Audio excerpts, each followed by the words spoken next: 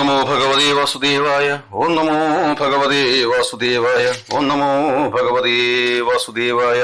അങ്ങനെ ബ്രഹ്മവിമോഹന ലീലയൊക്കെ വളരെ മംഗളകരമായിട്ട്, വളരെ അത്ഭുതകരമായിട്ട് നടന്നു.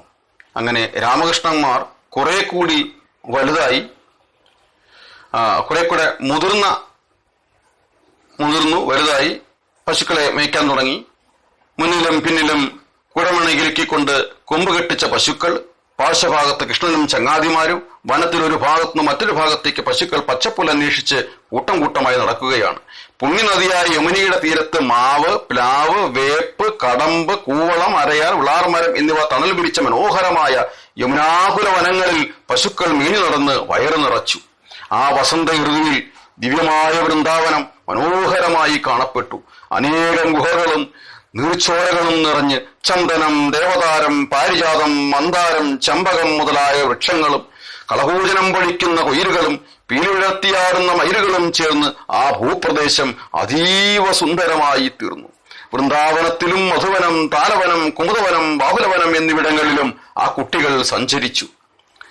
ബൃഹത്സാനുപർവ്വതത്തിന്റെ താഴ്വരകളിലും നന്ദീശ്വര സാനുക്കളിലും കോകിലവനം, കുശവനം, ഭദ്രവനം, ഭാണ്ഡീരവനം എന്നിവിടങ്ങളിലും ഭഗവാൻ പശുക്കളുമായി നടന്നു.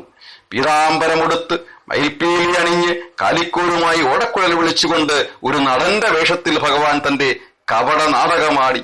സന്ധ്യാസമയത്ത് പശുക്കൾ തിരിച്ചു വരുമ്പോൾ അവയുടെ കുളമ്പടിയേറ്റു പൊങ്ങുന്ന പൊടി കാണുമ്പോഴും മന്ത്രമധുരമായ സ്വരത്തിൽ കൃഷ്ണന്റെ ഓടൽക്കുഴൽ വിളി ചെവിയിലെത്തുമ്പോഴും ഗോപികൾ ആകാംക്ഷാഭരിതരായി ഓടിയെത്തി. ഇടുങ്ങിയ തെരുവിന്റെ ഇരുഭാഗത്തു നിന്ന് പ്രേമത്തോടെ തന്നെ വീക്ഷിക്കുന്ന ഗോപികമാരെ ഇടം കണ്ണിട്ട് നോക്കിക്കൊണ്ടും പശുക്കളെ നയിച്ചുകൊണ്ടും ഭഗവാൻ നന്ദഗൃഹത്തിലെത്തും. യുവകോമളനായ ആ ശ്യാമസുന്ദരന്റെ രൂപം സ്വനേത്രങ്ങളാൽ എത്ര തന്നെ നുകർന്നിട്ടും ഗോപികൾക്ക് തൃപ്തി വന്നില്ല. കസ്തൂരി തിരകം കരാടപടലേ വക്ഷസ്ഥലേ കൗസ്തുഭം നാസാഗ്രേ വരമൗത്തിയം കരതലേ വേണുകരേ കങ്കണം സർവാംഗേ ഹരിചന്ദനം സുലളിതം കണ്ടേജമുക്താവലി ഗോപസ്ത്രീ പരിവേഷ്ടിതോ വിജയതേ ഗോപാലചൂടാമണി. ഹരേ കൃഷ്ണ കൃഷ്ണ കൃഷ്ണ ഹരേ ഹരേ, ഹരേ രാമ രാമ രാമ ഹരേ ഹരേ. ഓം നമോ ഭഗവതി